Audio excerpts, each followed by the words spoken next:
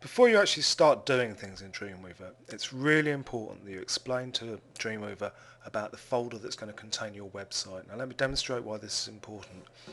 Here I've got a very small website. If I just go and open this up into Safari, we can see that in the address bar you can see that we're looking at the folder Acme Complete index.html. That's what I've just opened up there. And as I navigate, we're just looking at other pages within that folder. If I go to my news pages here and then follow this link, we can see that we're going a little bit deeper.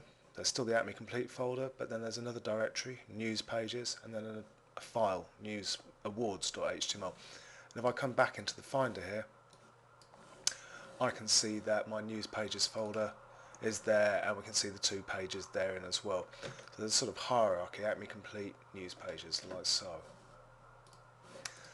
Now as we move about the site, as you've seen, the web pages contain directions to the other pages as I click through, like so.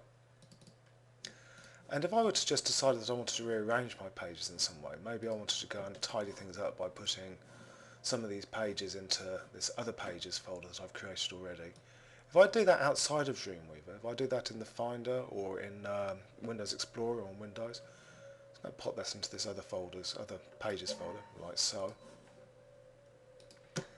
And now, if I go and try and navigate around the site, perhaps unsurprisingly we'll find that if I try and go from my index page now to the news page, I'm sorry, to the staff page, it's not there. I go to the publications, it's not there. As you can see, that's because, when we look at the folder, it's true in there. I'm just going to undo that and go and put these things back into their main folder.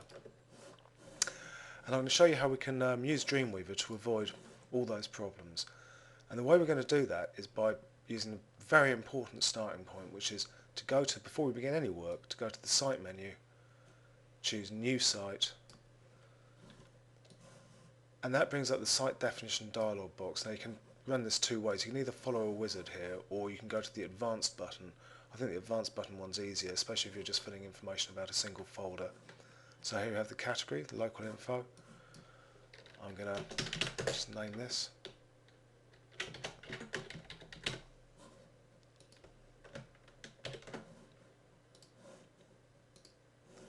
And I'm going to OK that, and on doing that Dreamweaver whizzes through and it will go and open the Files panel.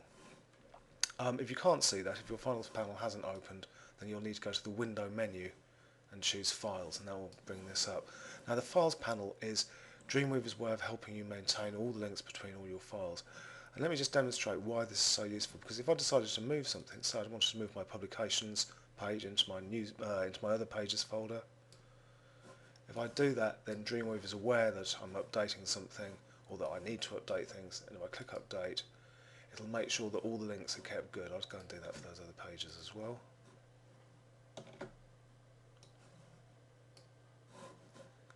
Now to update those pages.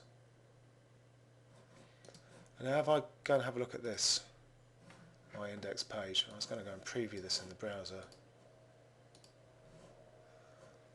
Then we should see that my links are good. Dreamweaver's dealt with the updating, and if we look at the address bar, we can see that it's updated it to follow the correct links.